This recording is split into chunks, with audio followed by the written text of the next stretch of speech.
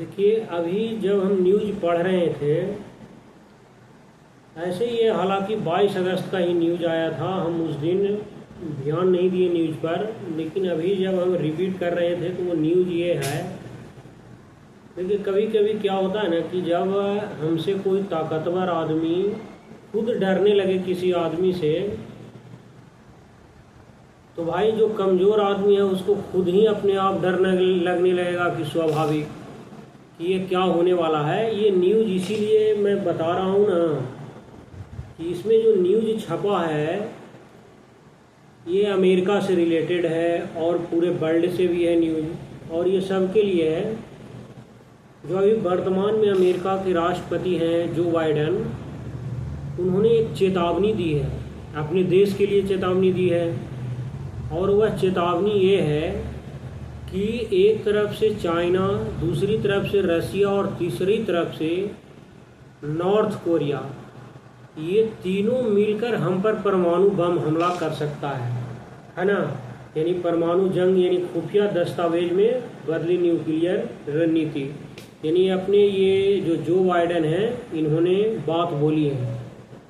अमेरिकी जो राष्ट्रपति हैं जो बाइडेन ने अपनी सेनाओं से कहा है कि वे रूस, चीन और उत्तर कोरिया के साथ जो संभावित परमाणु युद्ध के लिए तैयार रहें, कि वह कभी भी हम पर हमला कर सकता है। उस समय उसके लिए आपको पहले से इंतज़ार रहना, मैंने पूरी तरह से प्रिपेयर रहना होगा कि यदि उस समय तीनों तरफ से हम पर परमाणु बम हमला हो जाए तो मैं अपने आप को कैसे बचाव कर सकता हूँ।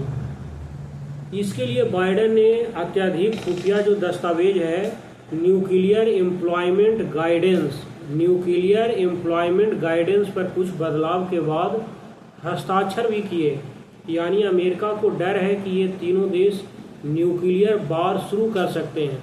और सबसे ज़्यादा तो इनको चाइना से तकलीफ है, क्योंकि आपको पता है कि जो न्यूक्लियर ट्रीटी होता है उसमें हर देश एक दूसरे देश को बताता है कि मेरे पास यहाँ पर न्यूक्लियर बम रखा हुआ है।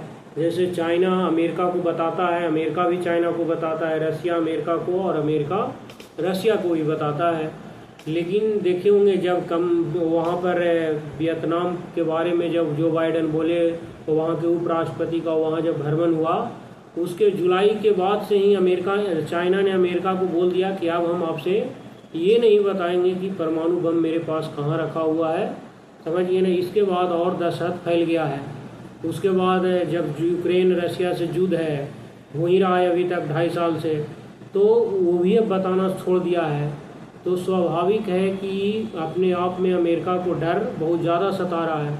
ऐसे देखिए, रसिया को उतना डर नहीं है जितना अमेरिका को है, क्योंकि रसिया के पास कुछ है ही नहीं। सिर्फ आप वहाँ पर डिफेंस छोड़ दें, डिफेंस के मामले को छोड़ दें तो रसिया के पास कुछ है ही नहीं, जबकि अमेरिका तो बहुत ज़्यादा डेवलप है। इसीलिए वो रसिया से डरता भी है, समझिए ना। क्योंकि उसको, अमेरिका को ये बात पता है कि मेरे को पूरे वर्ल्ड में एक रसिया ही ऐसा देश है कि हमको आधा घंटा में भी तबाह कर सकता है। और लिखा है कि अमेरिका को डर है कि चीन, रूस और उत्तर कोरिया के साथ कभी भी परमाणु युद्ध हो सकता है। इसके लिए मार्च में ही अमेरिकी राष्ट्रपति जो बाइडेन ने उनके जो बेहद खुफिया दस्तावेज पर भी हस्ताक्षर किए थे, जिसमें अमेरिका की न्यूक्लियर रणनीति में कुछ बदलाव किए गए हैं। ये बदलाव चीन, रूस और उत्तर कोरिया के बढ़ते परमाणु हथियारों के आधार पर हुए हैं। इस पर जो बाइडेन के हस्ताक्षर भी है। इसका नाम है न्यूक्लियर एम्प्लॉयमेंट गाइडेंस, यानी NEG। यानी NEG ही अमेरिका की परमाणु रणनीति को तय करता है।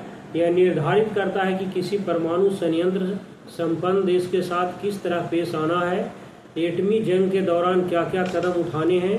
इस दस्तावेज में जो हुए बदलावों में बाइडेन ने अपनी सेनाओं को रूस, चीन और उत्तर कोरिया के साथ परमाणु जंग के लिए तैयार रहने को भी कहा है। देखिए, रसिया, चाइना के पास अभी शायद 550 के आसपास न्यूक्लियर बम है, और चाइना के राष्ट्रपति ने ये बात बोल दिया है कि हमको 2030 तक इस परमाणु बम को बढ़ाकर हमको 1000 करना है। अब वो चाइना इतने पैसे खर्च कर वह इतना परमाणु ज़्यादा बम जो बढ़ा रहा है, वह सिर्फ आरती उतारने के लिए तो रख नहीं रहा है, वह स्वाभाविक है कि समय आने पर कहूँ ना कहूँ इस्तेमाल करेगा, और जो वह चाइना अमेरिका के लिए ही इस्तेमाल सिर्फ नहीं करेगा, वह लगे हाथ यदि कोई भारत का पड़ोसी देश भी है चाइना, कुछ भी दिक्कत होगा भारत के साथ तो वह परमाणु बम यहाँ भी हथियार यूज कर सकता है। और ऐसे भी इंडिया से बहुत ज़्यादा ताकतवर है चाइना।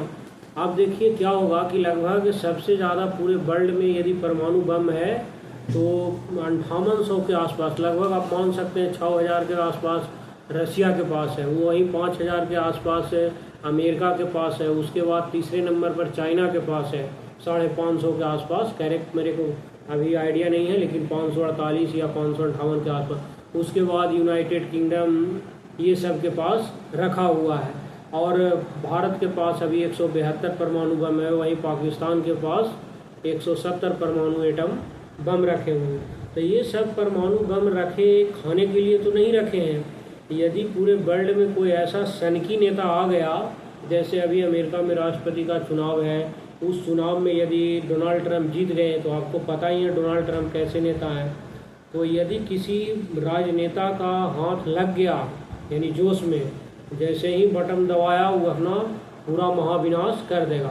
कभी कभी तो ये लगता है कि इतनी मेहनत से हम लोग पढ़ लिख रहे हैं, ऐसे डर लगता ना है, लेकिन कभी कभी सोचता हूँ कि ऐसा ना हो कि कभी कभी मार दे बम, पूरा पढ़ाई लिखाई, पूरा ऐशो आराम, जितना इतना साइंटिस्ट से लेके डॉक्टर तक लेके मैंने पूरा जो इतना स्ट्रक्चर बनाया है, इतना डेवलपमेंट किया है, वह 1 मिनट में तबाह कर देगा।